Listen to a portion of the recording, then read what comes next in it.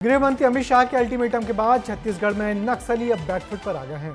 नक्सली शांति वार्ता के लिए लगातार चिट्ठी पे चिट्ठी जारी किए जा रहे हैं और शर्तों के आधार पर बातचीत की बात कर रहे हैं, लेकिन छत्तीसगढ़ सरकार का कहना है कि बातचीत से पहले बंदूक छोड़नी पड़ेगी।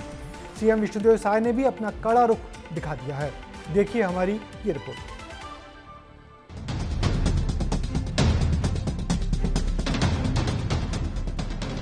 भाइयों बहनों, ये जमाना चला गया जब यहां पर गोलियां चलती थी, बम धमाके होते थे। अभी नक्सली भाइयों को विनती करने आया हूं, आप हथियार डाल दीजिए, मेन स्ट्रीम में आइए।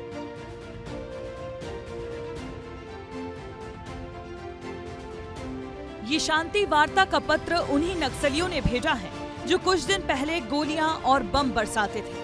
केंद्र के साथ साय सरकार की नक्सलियों के खिलाफ हुंकार का ही असर है कि अब हर एक वीआईपी मूवमेंट से पहले नक्सली शांति वार्ता की गुहार लगा रहे हैं। 5 अप्रैल को अमित शाह छत्तीसगढ़ आए थे, लेकिन उससे पहले ही 2 अप्रैल को नक्सलियों का एक लेटर सामने आया और अब सीएम विष्णुदेव साय के बस्तर दौरे से पहले नक्सली डिफेंसिव मोड में नजर आ रहे हैं। इस बार प्रेस नोट नक्सलियों के उत्तर पश्चिम सब जोनल ब्यूरो प्रभारी रूपेश ने जारी किया है और शांति वार्ता के लिए अनुकूल माहौल बनाने का हवाला देकर नक्सलियों के खिलाफ चलाए जा रहे अभियान को रोकने की बात कही है, जिस पर अब सीएम साय ने नक्सलियों को हथियार छोड़ने की हिदायत दी है।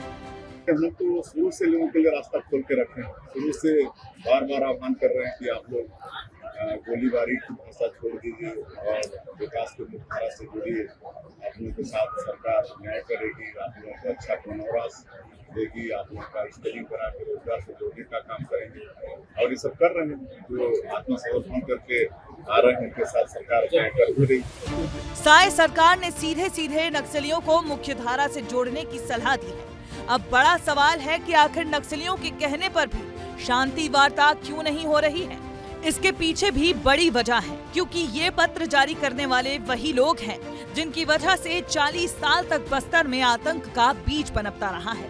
लेकिन अब डबल इंजन सरकार के ताबड़तोड़ एक्शन से करीब 10 करोड़ के इनामी नक्सली मारे जा चुके हैं। पिछले 15 महीने की ही बात करें तो 400 नक्सली ढेर हुए हैं।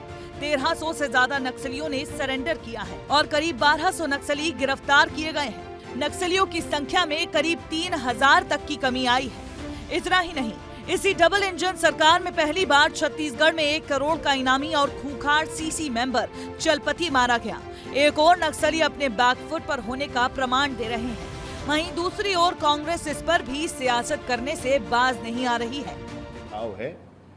न सरकार समिति बनाएगी न प्रतिनिधि नियुक्त करेगी, क्योंकि ऐसी सरकारों ने 100 बार किए हैं और असफल हुए हैं। और इसलिए बड़ी स्पष्टता है, बस्तर के गांवों तक विकास के मार्ग प्रशस्त हों, इस पर सरकार प्रतिबद्ध है।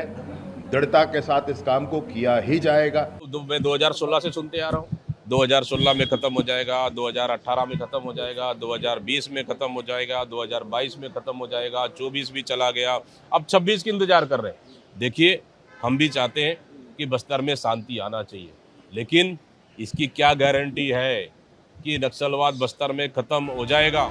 केंद्रीय गृह मंत्री ने मार्च 2026 तक छत्तीसगढ़ से नक्सलवाद खत्म करने का लक्ष्य तय किया है। शाह की डेडलाइन जारी करने के बाद से बस्तर में नक्सलियों के खिलाफ ऑपरेशन काफी तेज है।